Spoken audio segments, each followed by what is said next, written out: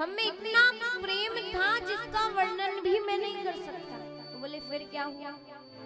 बोले फिर ये हुआ कि एक बार वो मैदान वाला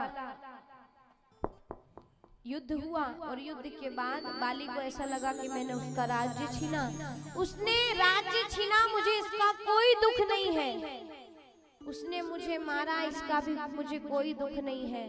पर उसने मेरी पत्नी को अपने पास रख लिया, मुझे इससे बड़ा दुख है। जैसे ही राम जी ने सुना, राम जी को भी राज्य छीनने पर कोई बुरी बात नहीं लगी, भाई को मारने पर भी बुरी बात नहीं लगी, क्योंकि आने वाले समय में ये सब होगा राम जी जानते थे। पर जैसे ही पत्नी की बात कही तब राम जी को बड़ा दुख हुआ। राम जी ने कहा एक काम करो, तुम बाली को युद्ध के लिए जाकर ललकारो। बोले प्रभु आप जानते नहीं हो बाली मुझे जिंदा नहीं छोड़ेगा अगर मैं गया तो। राम जी ने कहा मैं हूं ना, मुझ पर विश्वास है? बोले हाँ। राम जी के विश्वास पर सुग्रीव गया और जाकर बाली को ललकारा, अरे बाली बाहर निकल। बाली कहता है आज सुग्रीव में इतनी ताकत कहां से आ गई? क्या ये मरने आया है? मुझे आकर ललकार रहा है। बाली की पत्नी ने समझाया, देखो बाली आज तक सुगंध नहीं दिखाई है, अगर आज वो इतनी हिम्मत करके आया है मतलब जरूर इसके पीछे कोई ना कोई है, आप मत जाओ।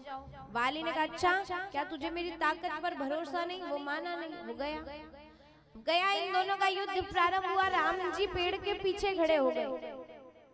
अब राम जी मारने वाले थे, लेकिन जैसे युद्ध प्रारंभ हुआ राम जी दोनों में एक दूसरे को पहचान ही नहीं पाए कि बाली कौन सा है, सुग्रीव कौन सा है।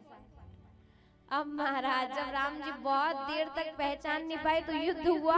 बाली कुटकुटा के बेचारा, सुग्रीव कुटकुटा के बेचारा आ गया और बाली जीत गया।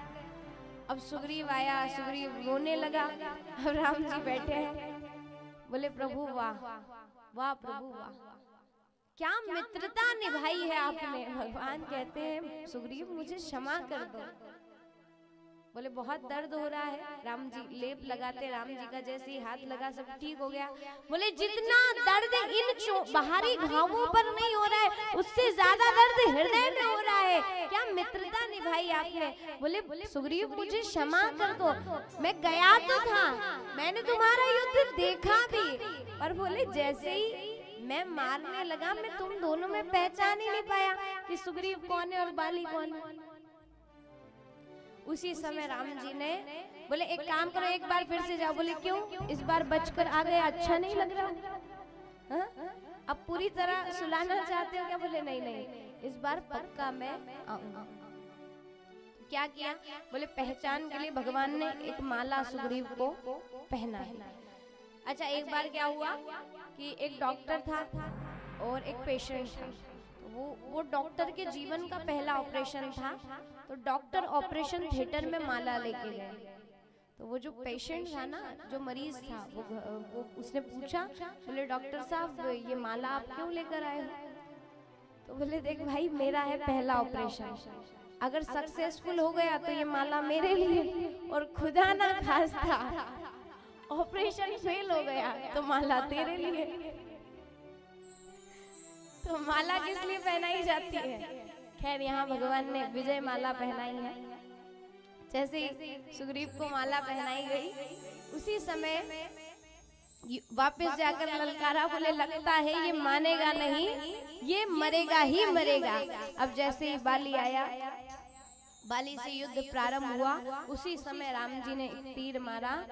राम जी ने पीछे से मारा लेकिन तीर जाकर सामने से बाली को लगा और बाली गिर गया। जैसे ही बाली गिरा, गिरते गिरते उसको राम जी के दर्शन हो गए।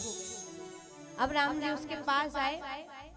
बाली कहता है प्रभु संसार के लोग धोखा करते हैं ये बात मैं जानता हूँ, पर आप ऐसा करोगे ऐसा मुझे विश्वास नहीं था। बोले क्या मैं आपका नहीं हूँ? बोले सुग्रीव से ज्यादा ताकत मुझ में है, अगर आप मेरे पास आते तो मैं आपकी माता सीता को ढूंढने में मदद नहीं करता कि आप सुग्रीव के पास आए। क्या मैं आपकी भक्ति नहीं करता?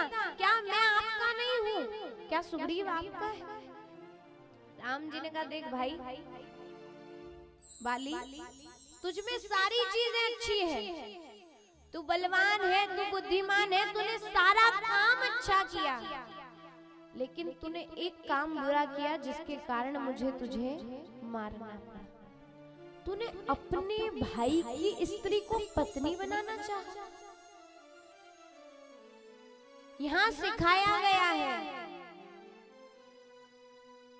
कि कभी भी किसी स्त्री पर बुरी दृष्टि डालने वाला इंसान इंसान नहीं होता, वो जानवर कहलाता है। चाहे अपने भाई की स्त्री हो, चाहे किसी और की स्त्री हो, चाहे कोई दोस्त की पत्नी हो, कोई भी हो, इन पर बुरी दृष्टि डालने वाला इंसान इंसान तो नहीं हो सकता, वो तो जानवर ही हो।